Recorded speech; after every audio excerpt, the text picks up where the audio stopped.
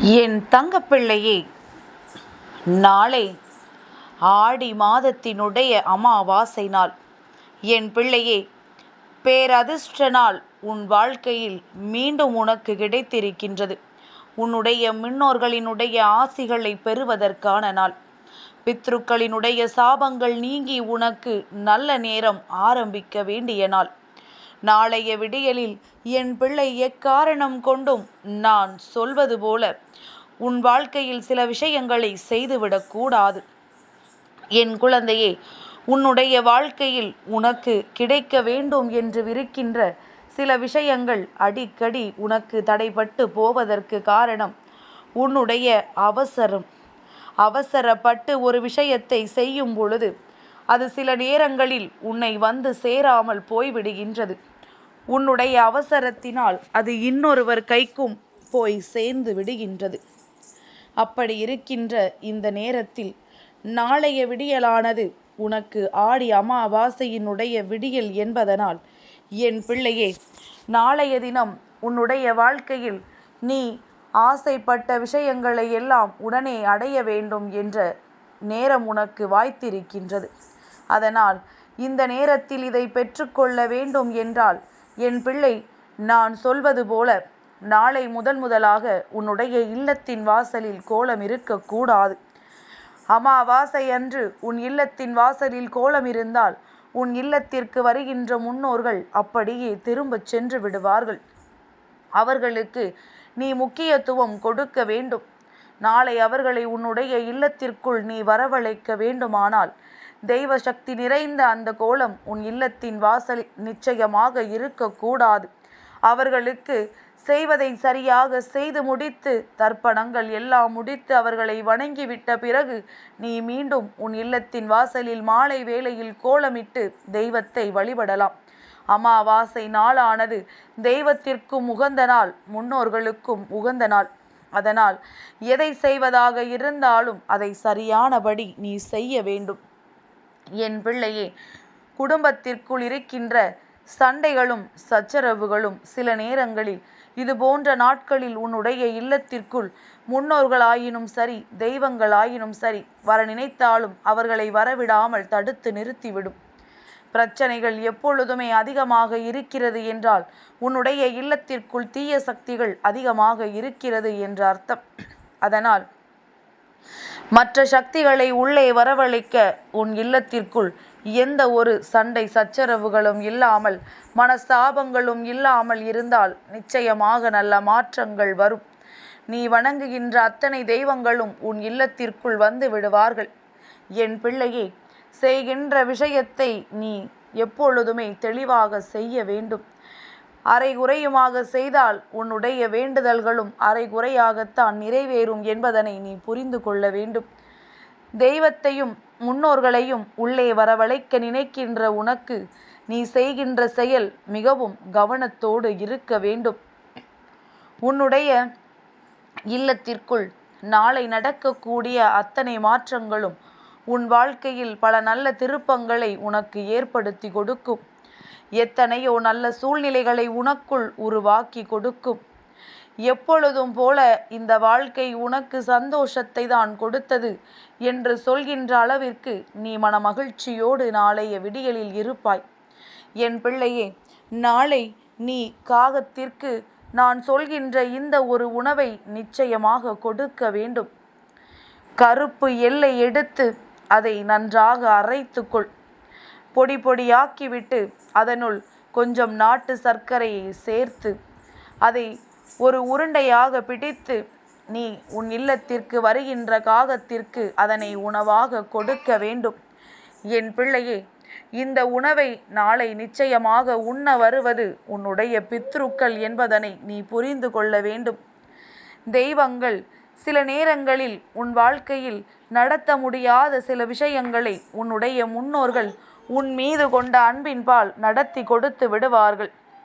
அதனால் என் பிள்ளையே, மனதார அவர்களை நீ வழிபட்டால் நிச்சயமாக உனக்கு பல நன்மைகள் கிடைத்துவிடும் என்பதனை என் பிள்ளை நீ புரிந்து கொண்டால் போதும். என் தங்கமே, எப்பொழுது என்ன நடக்கும் என்று நீ யோசிக்காமல் என்ன நடந்தாலும் அதை சமாளித்து விடலாம் என்று நீ எண்ணினால் போதும். என் குழந்தை, நடக்கின்ற ஒவ்வொரு விஷயங்களும், உனக்கு நடக்கின்ற ஒவ்வொரு நன்மைகளும் ஏதோ ஒரு வகையில் இவர்களினுடைய ஆசிகளை பெற்றுத்தான் உனக்கு நடந்து கொண்டிருக்கின்றது. இதுபோல காகத்திற்கு பச்சரிசியில் வெள்ளையில் கலந்த சாதத்தையும் படைக்கலாம். இத்தனை விஷயங்களும் உனக்கு நிச்சயமாக தெரிந்திருக்க வாய்ப்புகள் அதிகம்தான். ஆனாலும் இதையெல்லாம் என் பிள்ளை சில நேரங்களில் செய்வதற்கு நேரம் இல்லாமல் விட்டு விடுகின்றாய். நான் தர்ப்பணம் செய்தேன், நான் வெளியில் சென்றேன் என்று சொல்வதை விட, என் பிள்ளை, அதை செய்து முடித்தது பிறகாவது உன்னுடைய இல்லத்திற்குள் இது போன்று வருகின்ற காகங்களுக்கு நீ உணவை கொடுத்து விடு.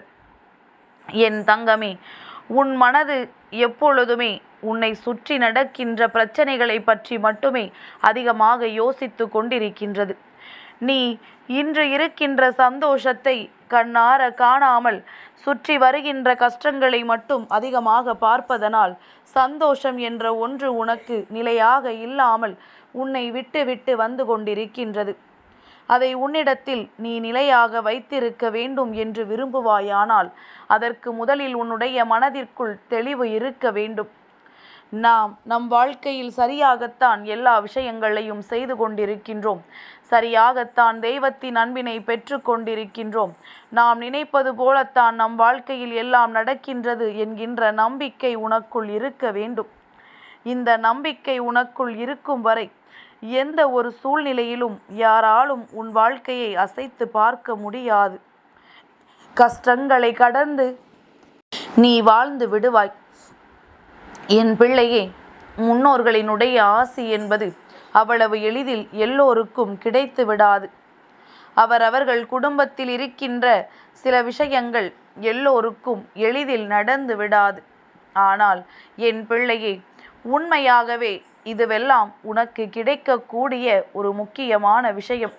அதனால் இந்த விஷயத்தில் என் பிள்ளை, உனக்கான அத்தனை நன்மைகளையும் நீ பெற்றுக்கொள்ள, பித்ருக்களினுடைய அன்பினை நீ முழுமையாக ஏற்றுக்கொள்ள நாளை நான் சொன்ன விஷயத்தை செய்துவிடு. என் பிள்ளையே, அதுபோல காகத்திற்கு நீ கொடுக்கின்ற இந்த உணவு போல பசுமாட்டிற்கும் எள்ளு புண்ணாக்கினை வாங்கி கொடுக்கலாம். அதாவது உன் இல்லத்தில் அருகில் இருக்கின்ற மாடுகளுக்கு எள் கலந்த புண்ணாக்கினை நீ கொடுக்கலாம். நீயாக கொடுப்பதை விட அதை யார் வைத்திருக்கின்றார்களோ அவர்களிடத்தில் கொண்டு கொடுத்து விட்டாயானால் அவர்கள் அதை தேவையான அளவிற்கு அந்த பசு மாட்டிற்கும் அவர்கள் இல்லத்தில் இருக்கின்ற மாடுகளுக்கும் அதை கலந்து வைப்பார்கள். இதுவும் உனக்கு கோடான கோடி புண்ணியத்தை நாளைய அமாவாசையில் கொண்டு வந்து சேர்க்கும். விலங்குகளுக்கு உணவு கொடுப்பது என்பது உன் வாழ்க்கையில் உனக்கான புண்ணியத்தை கொண்டு வந்து கொடுப்பது. அதைத்தான் என் பிள்ளை நீ சரியாக செய்ய வேண்டும் என்று உன் அம்மா உன்னிடத்தில் சொல்கின்றேன். நாளைய விடியலை எக்காரணம் கொண்டும் என் பிள்ளை நீ விட்டு விடாதே. மனதிற்குள் இருக்கின்ற உன்னுடைய குழப்பங்கள் எல்லாம் நீக்கி கொடுக்கப்படும். தேவையில்லாமல் நீ யோசிக்கின்ற அத்தனை விஷயங்களும் உன்னை விட்டு நீங்கும். என் பிள்ளையே, உனக்கு உதவிகள் உன்னுடைய முன்னோர்களால் கொடுக்கப்படுவதை உன்னால் நிச்சயமாக உணர்ந்து கொள்ள முடியும்.